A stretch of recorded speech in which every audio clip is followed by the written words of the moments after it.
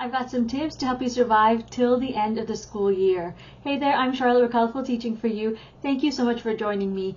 This is, I know it's not really the end of the school year, but this is the last term before the summer break, and so it gets really hard around this time because you've got so much on your plate. You've got behavior management issues that's going to be taking place with the sun, spring fever and the sun just warming up everything because summer is near. You've got report cards to write, assessments to get through.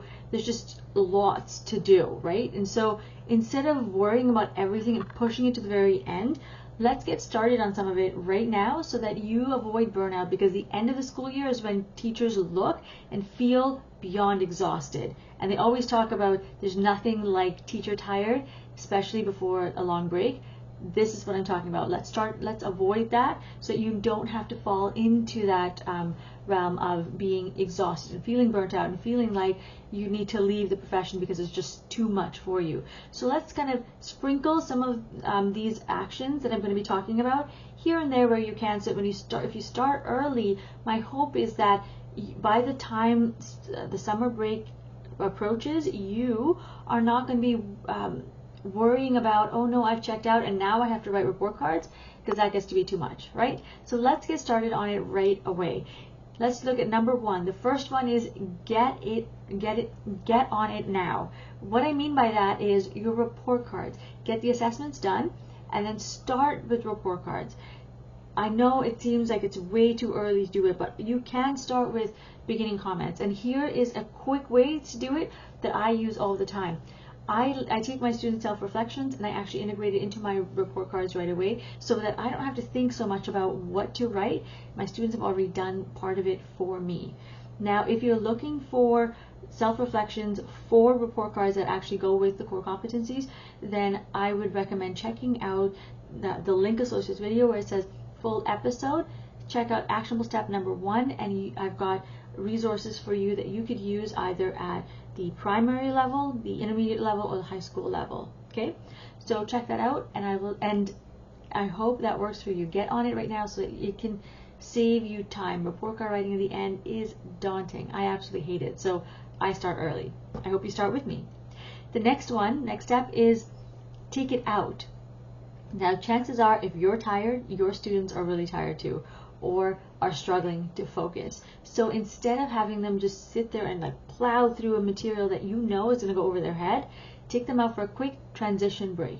Now, you don't really need to even prep for this because it can be super, super simple. Something like having them run around the field really quickly to get that energy out, or a quick walk around the field. For younger ones, maybe a few minutes on the playground if you want. You don't have to do that. They can still do a quick walk around too. So it doesn't have to be super difficult. It could be part of your DPA, daily physical activity session, so that it's still part of the curriculum there, eh? So either one works, but I would recommend taking it out for those breaks, especially if you've got behavior management going on there. Okay? The third one is to focus on yourself. Now, I know you've got a lot on your plate and you don't have the time to focus on yourself, but realistically, you spend, like me, a lot of time taking care of not just your students, but their parents, your family, administrators, and just all of these people that are constantly needing things out of you. Over time, that is going to weigh on you, especially if you don't put some time into decompressing. So I'm not talking about spending 1 hour every single night, but I'm talking about maybe 5 to 10 minutes every night focusing on you. Now, if you're not sure how to do this or what to do, if you noticed, I've talked about step number 1, writing report cards first. Then I've talked about taking it outside so you can have like some space some time to yourself and some space for yourself, so that you can free up a little bit of your time, so that every night you have 5 to 10 minutes, even when it's report card time, but it actually is report card time because you've started ahead of time, right? Now, if you're looking for a resource to help you with this, I've got a free one. There's actually a paid one in my store, but this one is free for you if you would like to get it. Check out the link associated video where it says full episode and look for step number 3. You're going to get that free self-care activity guide for you, okay? If you have any questions, please feel free to contact me. Let's recap really quickly. We've looked at the importance of being able to find a way to survive till the end of the year. And how to do that in 3 different ways. Number 1 is to get on it now, which is report card related. Number 2 is take it out, go outside. And number 3 is focus on yourself.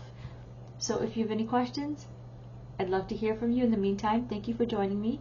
Remember to create, experience, and teach from the heart. Take care, my friends. Bye.